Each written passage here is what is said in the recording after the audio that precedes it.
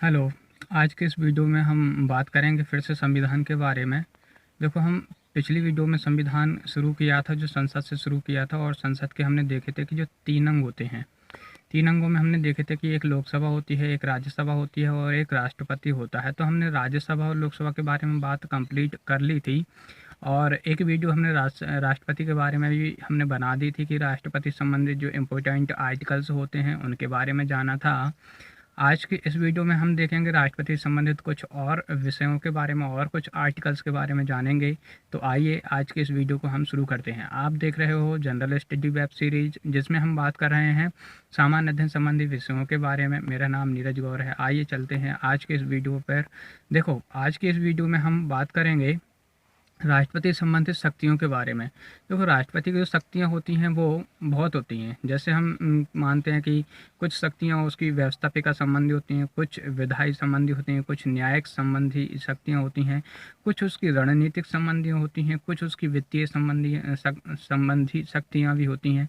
तो ये सारी शक्तियाँ उसकी राष्ट्रपति की होती हैं, लेकिन आज की इस वीडियो में हम केवल राष्ट्रपति की व्यवस्थापिका संबंधी शक्तियों के बारे में बात करेंगे, और ऐसे ही धीरे धीरे करके हम राष्ट्रपति की सारी शक्तियों को कंप्लीट करेंगे और राष्ट्रपति संबंधित जितने भी प्रावधान संविधान में हम उन सभी को देखेंगे।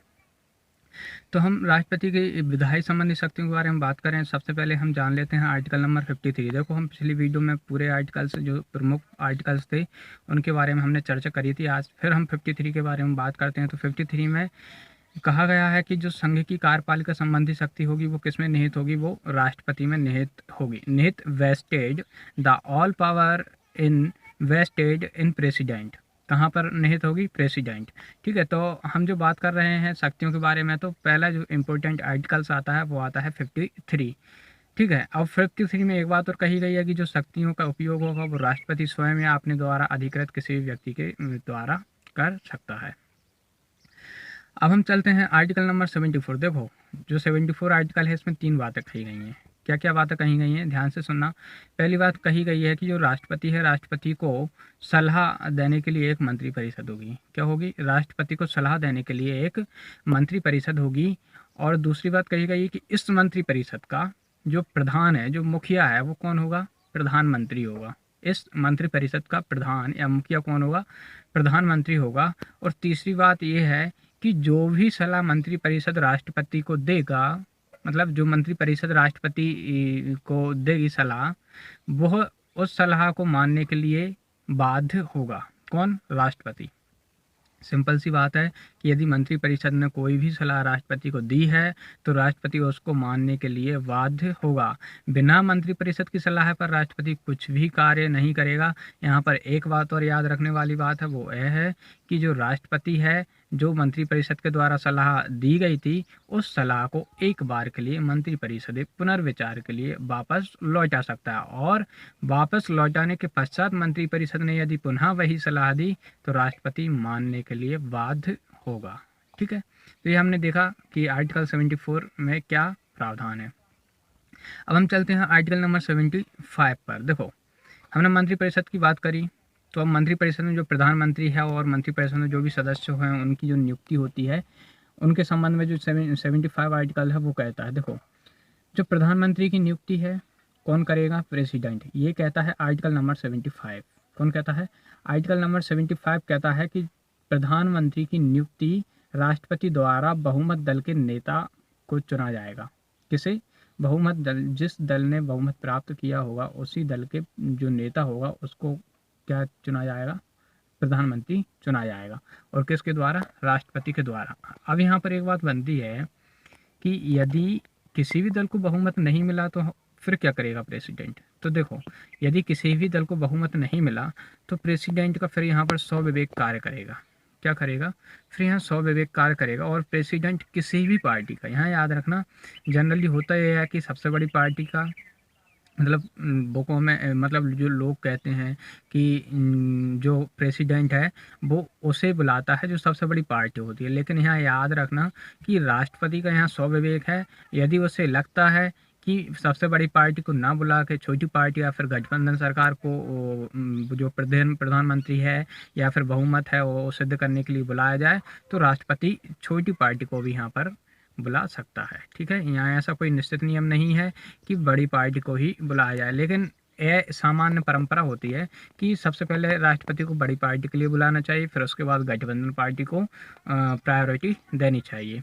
ठीक है, लेकिन एक बात याद और रखना कि यदि गठबंधन पहले हुआ है और वो बड़ी पार्टी बनकर आई है तो फिर उसी को प्रायोरिटी देना चाहिए। ठीक है, अब हम चलते हैं आर्टिकल नंबर 76 में। देखो, हम कार्यपालिका संबंधी शक्तियों, व्यवस्थापक संबंधी शक्तियों के बारे में बात कर रहे हैं, तो उनमें जो व्यवस्थापक संबंधी शक्तियाँ आती हैं उनमें 76 भी आता है।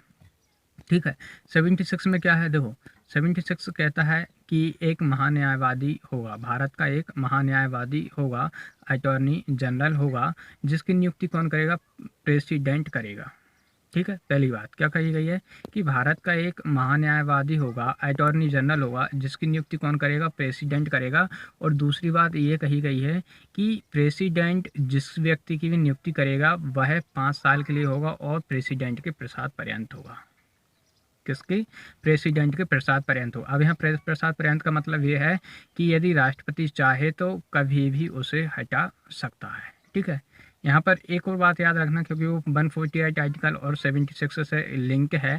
तो जो 148 आर्टिकल है उसमें CAG का प्रावधान है और 76 में किसका आएगा, अटॉर्नी जनरल का प्रावधान है।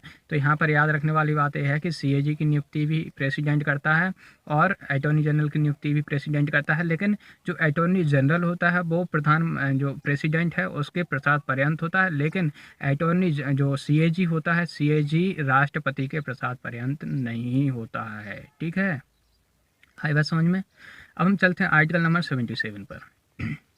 देखो 77 बात करता है जो प्रेसिडेंट है, प्रेसिडेंट के द्वारा जो भी जो मंत्रालय हैंगे, मंत्रालयों में जो भी विभाग आते हैं, विभाग के अंतर्गत जो कार्यों का आवंटन किया जाता है उनका आवंटन कौन करता है, प्रेसिडेंट करता है। ये बात याद रखना, क्योंकि यहाँ कन्फ्यूजन हो सकता है कि जो मंत्रालय में विभागों का बंटवारा है वो कौन करता है और विभागों के अंतर्गत जो कार्य आवंटन आते हैं वो कौन करता है। तो यहाँ दोनों अलग अलग बातें हैं, क्योंकि बहुत ज़्यादा कन्फ्यूजन इसमें होता है कि यदि प्रश्न ऐसा आ जाता है कि जो विभाग होते हैं विभागों का बंटवारा कौन करता है, तो इसमें आंसर आपका यही होना चाहिए कि जो विभागों का बंटवारा है वो प्रधानमंत्री करेगा, लेकिन जो विभागों के अंतर्गत कार्य आवंटन की नीति है वो कौन तय करेगा, प्रेसिडेंट करेगा। ठीक है, ये कहा गया है 77 में। एक बात और याद रखना, ऊपर हमने नहीं की थी, जो देखो उसकी प्रधानमंत्री की नियुक्ति देखी थी 75 में, तो प्रधानमंत्री की नियुक्ति के साथ साथ ही सदस्यों की नियुक्ति भी होती हैगी। ठीक है, और याद रखना कि जो सदस्यों को शपथ दिलाने का काम भी प्रेसिडेंट ही करता है। और दूसरी बात यह है कि जो सदस्य शपथ लेते हैं वो मंत्रालयों की शपथ लेते हैं, मंत्री के रूप में शपथ लेते हैं, ना कि किसी विभाग की शपथ लेते हैं। विभागों का बंटवारा हमने अभी देखा कि प्रधानमंत्री ही अलॉटमेंट करते हैं और बाकी जो कार्यों का आवंटन है, कार्यों का अलॉटमेंट है विभागों में, वो कौन करता है, प्रेसिडेंट करता है। ठीक है, अब हम चलते हैं आर्टिकल नंबर 78। देखो ये लास्ट आर्टिकल है और इम्पोर्टेंट आर्टिकल है। देखो ये प्रधानमंत्री के कर्तव्यों के बारे में बताता है, किसके, प्रधानमंत्री के कर्तव्यों के बारे में बताता है। और एक बात याद रखना, जो यदि ऐसा प्रश्न आता है कि कहाँ पर प्रधानमंत्री के संवैधानिक कर्तव्यों के बारे में उल्लेख किया गया है, तो क्लियरली जो 78 आर्टिकल है वहाँ पर प्रधानमंत्री के कर्तव्यों का प्रावधान किया गया है कि प्रधानमंत्री के क्या कर्तव्य होंगे। देखो पहला कर्तव्य होगा कि प्रधानमंत्री को जो देश की व्यवस्था है उस व्यवस्था से राष्ट्रपति को अवगत कराना। ठीक है, दूसरी बात कि देश में जो कानून व्यवस्था है, जो कानून बन रहे हैं, उन कानूनों के बारे में जानकारी देना प्रधानमंत्री के किसको देगा, वो राष्ट्रपति के लिए। ठीक है, और यहाँ राष्ट्रपति का भी क्या अधिकार बन जाता है कि यदि वह चाहे तो आर्टिकल 78 के तहत यह जान सकता है प्रधानमंत्री से, या फिर प्रधानमंत्री से कह सकता है कि आप बताइए कि अभी वर्तमान में देश की कैसी स्थिति है और क्या क्या कानून अभी देश में चल रहे हैं। ये देखा हमने आज राष्ट्रपति की कार्यपालिका व्यवस्थापिका संबंधी शक्तियों के बारे में। आज की इस वीडियो में बस इतना ही। वीडियो देखने के लिए धन्यवाद। Thank you.